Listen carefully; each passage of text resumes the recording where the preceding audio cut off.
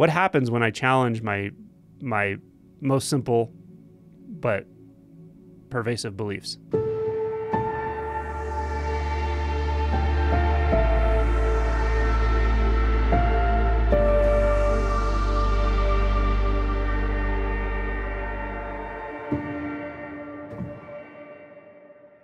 Attention is the raw material you have to investigate, to query, to look with more precision at what's actually happening. We could say that the whole of the spiritual endeavor, or the whole of the awakening endeavor, is essentially about clear seeing in the end.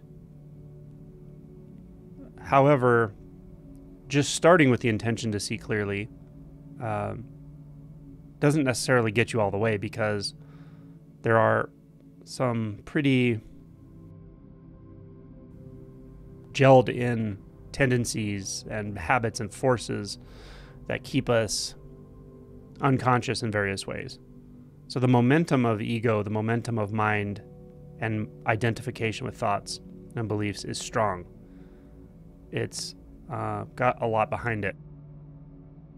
It's not only got a lot of internal momentum in your life, and momentum in who you feel like you are and who you take yourself to be, but it actually has a lot of momentum that's externally reinforced, externally endorsed through communication, through group identity, group belief systems. And that has a very profound effect on our experience. So in one sense, that's what we're up against. We're up against a lot of momentum. So using attention in certain ways, specifically through inquiry, through directly challenging or confronting your beliefs, directly challenging or confronting your fixations, your identities, we have the opportunity to break the spell of that momentum, or to at least slow it down in some instances. In some instances, we have the opportunity to completely reverse it or break it. The result of that is clear seeing. The result of that is seeing closely, seeing with precision what's actually occurring inside and outside. And that's a huge privilege, really, in one's way of speaking. It's something that is not afforded to most people, really. But it is something that's available to everyone. In my experience, it's a good way to live. It's the only way to live. But again, there's some work to do between initially recognizing that there's some misperceptions going on, let's say, and really dispelling those misperceptions such that we see clearly, and we see clearly spontaneously. So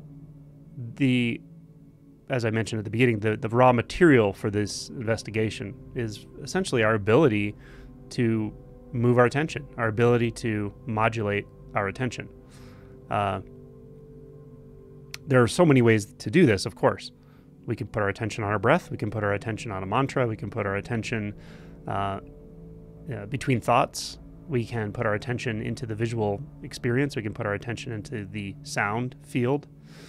We can do all of these things, but it does help also to do it with some intention, with some intention to dispel an illusion, or an intention to question or challenge a belief. So having some intention behind what you're actually doing with your attention, I think, is valuable as well. This is why I think, meditation is great. Meditation's awesome. I recommend it. I do it. We do a lot of it during retreats. But in and of itself, or I should just say, only if your only practice is meditation, it's not uncommon that nothing shifts, really. Nothing fundamentally shifts about identity. And that's the difference between attention, or modulating your attention in a specific way, which is meditation, is one way of doing it for sure, and adding an intention to it. If the intention isn't there, then yeah, you can get into some comfortable states. You can get into samadhi states. You can get into altered states. But as soon as you stop meditating, you're right back. Same with, say, psychedelics, right? Those force hack your attention system and your senses and all of it, and put you into some extremely altered states. But then you come back on the other side and you're still you, right? Why? There has to be the intention there. And what is the intention? Well, it might sound a little different for everyone, but when we talk about awakening, and that's what I talk about in this setting, at all levels, when we talk about awakening, the intention has to be something about being willing to see the truth, regardless of what you want it to be, regardless of what you think it is, regardless of what you fear it is, but just the willingness to see and live it. So what does that mean? What does that mean to be willing to see the truth regardless of how it affects you, regardless of what it means, whether it surprises you, etc.? Well, really what it means is being willing to directly confront your beliefs as this process unfolds and see what's real and what's not real. And to some degree, seeing the mechanism of what makes us feel like those beliefs are so real. What makes us want to hold on to those beliefs so tightly? What is the feeling of having a belief challenged and not wanting to let go of it, right? What do we do when that happens?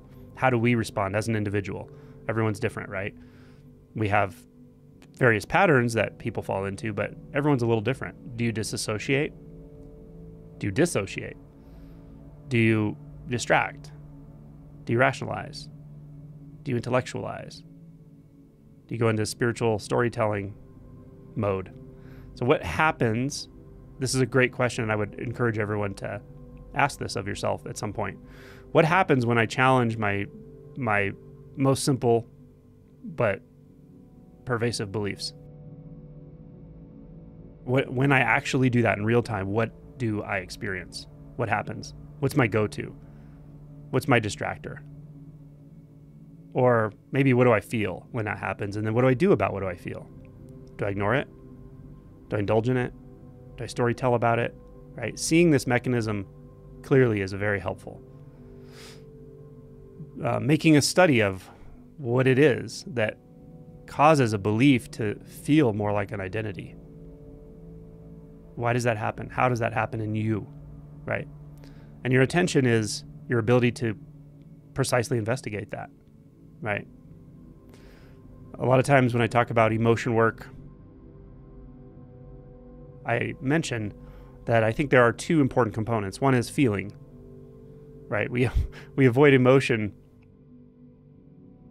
in all kinds of ways, but ultimately it's just about feeling, right? There's something there that's felt, and we don't want to feel it. We want to pretend it's not there. We want to avoid it. We want to distract. We want to replace it with a bigger experience or a more intoxicated experience or something, whatever. But you just got to feel it at some point. You have to be willing to feel, right? But there's another component that comes in when we talk about emotion work, and that is, what are your beliefs about the experience, right? About the feeling, or about the narrative of what caused the feeling, right? What's the situation? And you have to look at both of those, in my opinion.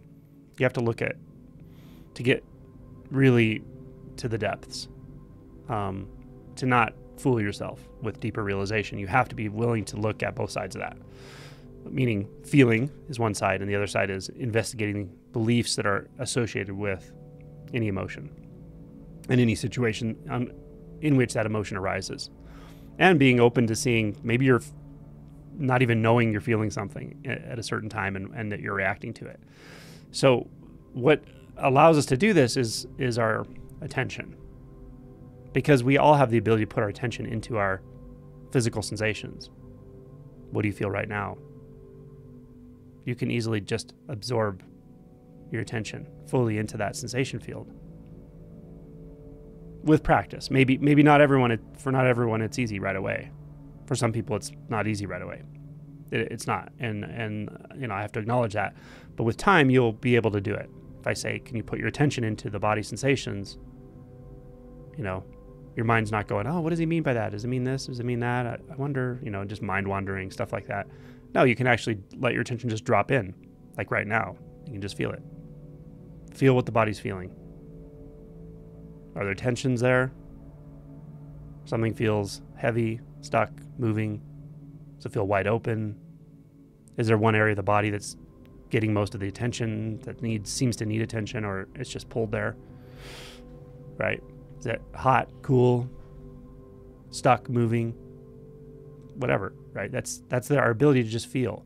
And I'm using the labels not to say that there's a label there, because there's not a label there. I'm using the labels to try to tune in your attention to what I'm pointing to, which is whatever's going on in your body sense. And we just did that. Hopefully all of us did that or tried with attention. That's it. With our ability to move attention. A very, very, very simple act, but an act that gets overlooked a lot. Because if at any moment you're not really aware of where your attention is, 99.9% of the time it's in thoughts. I'll say it again. If at any moment during the day ever, you don't really know where your attention is, it's almost always in thoughts. Now, after non-dual realization, where the sense of boundaries is essentially gone, and then after the dissolution of the remaining identity, then you kind of always know where your attention is, because it's always here. And there's not a division between the one that is aware of attention and attention itself, and sensation and sound. There isn't division between any of that. So then it becomes rather obvious. And then it does stick out like a sore thumb at that point if you are up in thoughts, or it should. It has a feel to it. It has an energy signature. But there still can be attention up in thoughts. But as I mentioned earlier, if at any point during the day you check in with yourself and you say, where is my attention? It's probably been in thoughts for the last hour or something. So attention will default to thought if you don't work with it, generally. I'm not saying you need to focus on it 24/7, although at some point that can be really valuable. This is the one-pointed approach, right? We're approaching awakening, can be extremely valuable. That's why first awakening often happens with really concentrated activities, like a concentrated inquiry, dyads, mu, what is mu, one-pointed approach. These kinds of orientations, or a really precise investigation into the nature of the gap between thoughts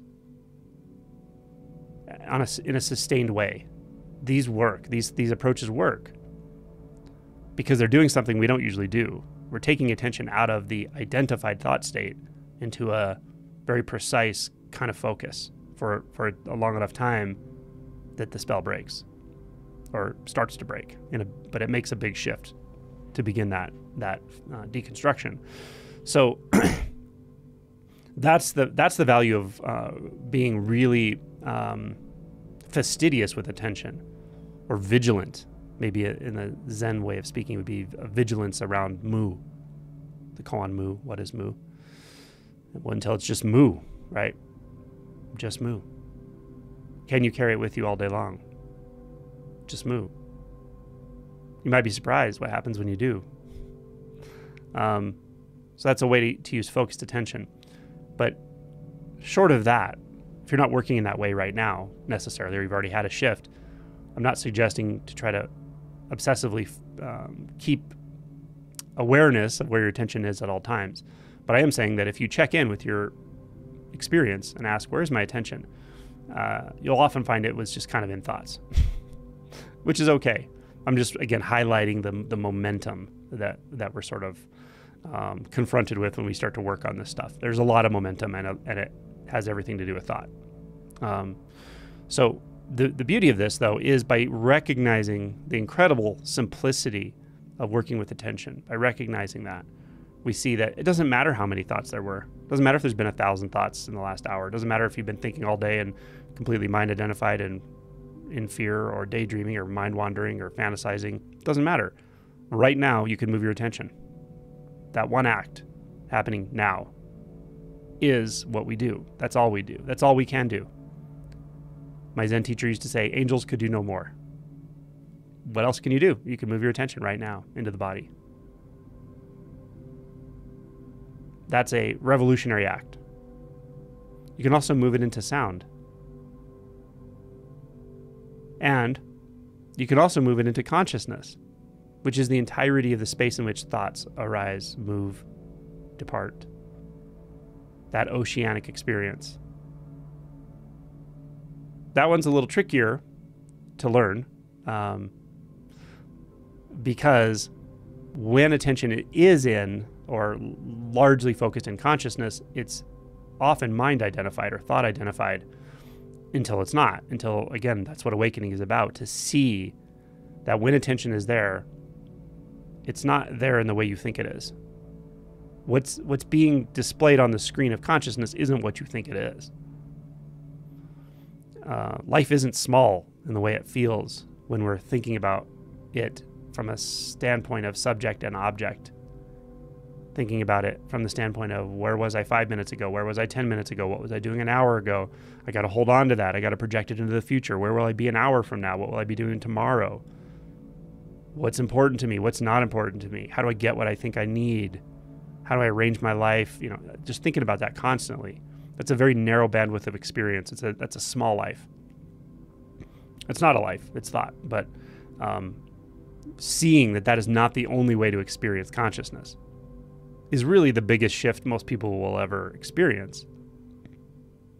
Even if you go on to sort of more deep insights, clearer non-dual insights and so forth, those are usually not as big of a shift as that first one is.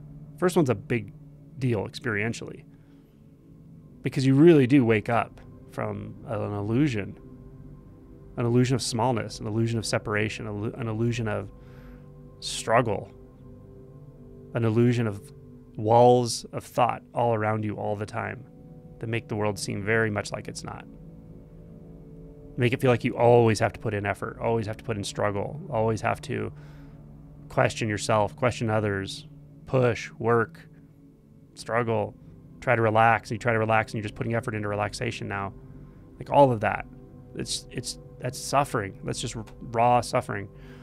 And when we break that spell and realize, oh my gosh, that is not what's actually happening at all. It's just not what's happening.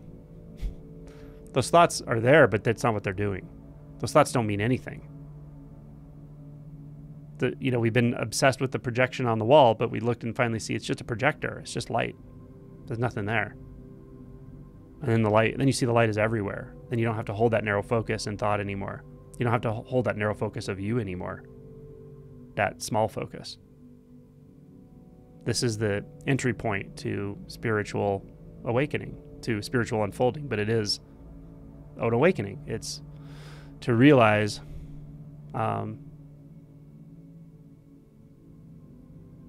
all that struggle was in vain. The Bible says, how have you suffered so many things in vain? It's like that. And there's just such a big release there. And the release is into the experience of consciousness. The seeming small fractured identity suddenly just dissolves into this ocean of consciousness. And then you really always have access to it. But it can be a little tricky to learn to access it on command, so to speak.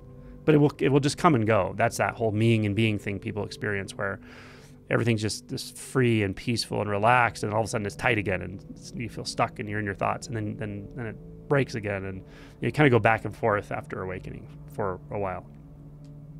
That's the experience of sort of getting identified with the wave again, and then realizing, oh my God, it's the ocean. And then there's just the ocean. Nothing to do. The struggle is meaningless. Because it's just struggling against struggle. It's thoughts struggling against other thoughts. And that's not even happening. That's the weirdest part about this. It's not even happening. Struggle against struggle. What happens when you stop struggling? You stop struggling on both sides. Then there's no you struggling. There's just the ocean of consciousness. And so this is a huge realization, a huge recognition. And then everyone's different here. Many people don't really do this. Maybe later on it kind of comes to them, but a lot of people realize that you can lead yourself back to this. You can recognize this ocean of consciousness in real time and rest in it through meditation. And often it'll come spontaneously through meditation now, because you realize it's already there. And just closing the eyes, disengaging from the thought stream, from the drama of life, from interacting with people in heavy conversational ways, just withdrawing from that for a few minutes will actually bring you back to that peace, that depth of consciousness. And then you may even realize you can carry that with you even when there's no meditation going on, no seated meditation, even when you're moving through the world, moving through life, doing the things that humans do. You can still carry that experience of oceanic consciousness, which is really essentially your thought. It's your attention within the thought space or within the consciousness space, but non-identified. The identifying isn't going on. And the identifying is it's kind of a energy well for attention. The identifying experience, the selfing experience, is, I've used the term standing wave. It's like a standing wave of attention within consciousness, a standing wave within thought. So it is attention getting kind of bound up, but we're doing the binding without realizing it. We're doing the binding by trying to be someone. We're doing the binding by trying to want something. We're doing the binding by trying to want anything to be any way it's not. When we want that person to do what we want them to do. When we want that person to see us the way we want them to see us. When we want it to be an hour in the future right now because we're feeling impatient, but we're imagining that so hard that it really feels like it could be that way, right? That's the feeling of being identified. That's the feeling of holding your own attention in the standing wave of identification, which is uncomfortable. It's inherently uncomfortable. At some point, you realize it's just not worth it. And then are willing to let it go and rest in that ocean of consciousness and realize everything's fine there. It really is. It's just fine. Simple. There's nothing to do, really. This part gets confusing as well because occasionally someone will say, well, are you saying I should quit my job and not do anything and not get out of bed? That's not what I mean by there's nothing to do, because that's doing something. You're already thinking about it. That's mental activity. The nothing to do means what you do or don't do, how you respond to the environment is obvious, simple, and it's right in front of your face. Not complicated. It's so simple. So there's nothing to do to strategize. There's nothing to do to make the world the way you want it. There's nothing to do to make your partner the way you want them. There's nothing you need to do to make yourself the way you need to be. It's just happening. Really, it's all just happening. And it's simple. And your primary mode instead of control, your primary mode instead of grasping, your primary mode instead of seeking, can be actually resting as consciousness, resting as this ocean of interconnectedness, essentially. And the interconnectedness is really an experience of consciousness. It's not an experience of non-duality so much because, well, I won't get into that right now, but with consciousness, the interconnectedness is here because anything you've ever thought, anything you've ever thought about, any way you've ever seen the world, any way you've ever feared to see the world, any way you ever could see the world, it's already here. It's already here. You have access to all of it in this sort of undifferentiated form. So there's nothing to seek, because the seeking would be a thought, and a thought is a fracturing of consciousness, or an apparent fracturing of consciousness. So it's just this. It's just absolute simplicity. And you can carry that with you. And it takes a gentle sort of dance with attention to do this.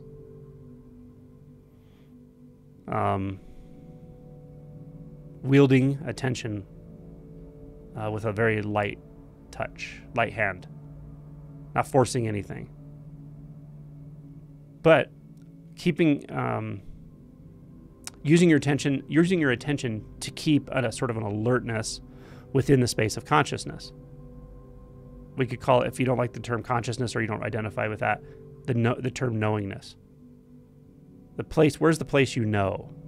Where's the place you could know anything? Anything about anything? Anything about yourself? Anything about what seems to be happening? That's knowingness, right? It's that space. And that space has no boundaries.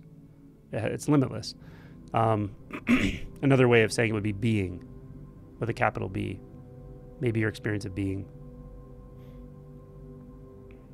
So we rest attention here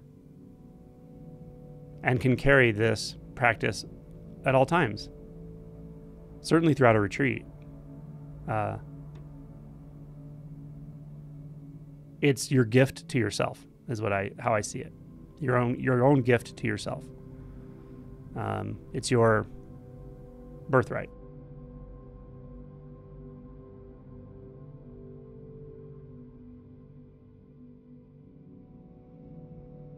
It also teaches you trust. It teaches you to trust your experience, trust yourself.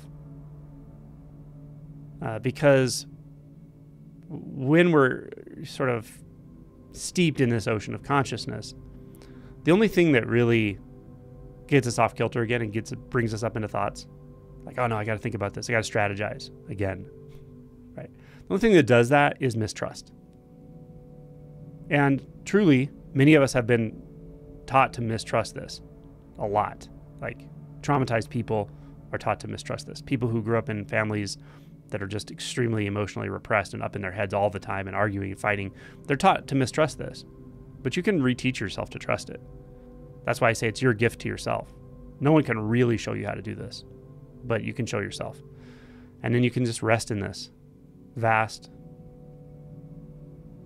directionless, but encompassing every direction experience of oceanic consciousness.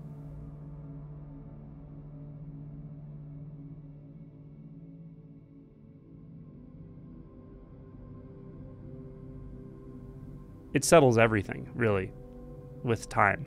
It will settle everything. I also feel like generally it's kind of the lens through which deeper insights arise. Because if you're not in a place of a sort of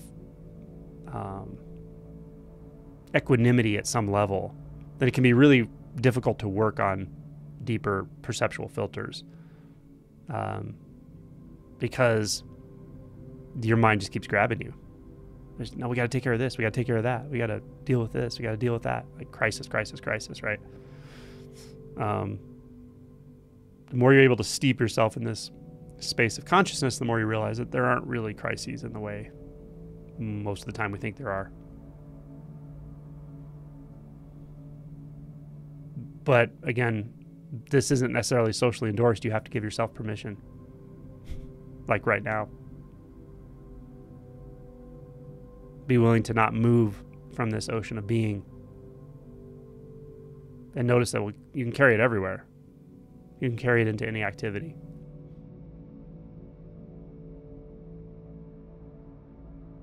And it touches everything.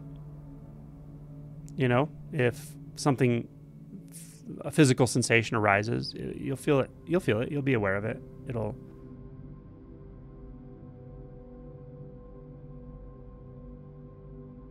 start to sort of blend into this experience of consciousness, this experience of being, sound, all of it. That's why I say that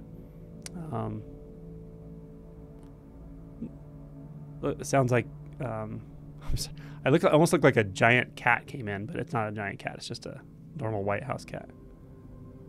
Look like a white leopard or something. That's cute. Yeah. So these are, a handful of ways you can use attention and play with this throughout the day. What does it feel like to yield attention in a gentle way, not forcing anything, but just hold it in a space of openness. That openness and the experience of consciousness or being. See how that feels.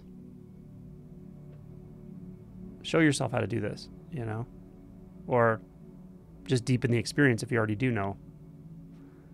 And yeah, it's not a doing, it's already here. It is already the case. But with the doing is keeping enough alertness, again, to not become identified in thoughts, to get lost in fantasy and thought train and imagining, and giving yourself the gift of presence, really, presence of consciousness, presence of being.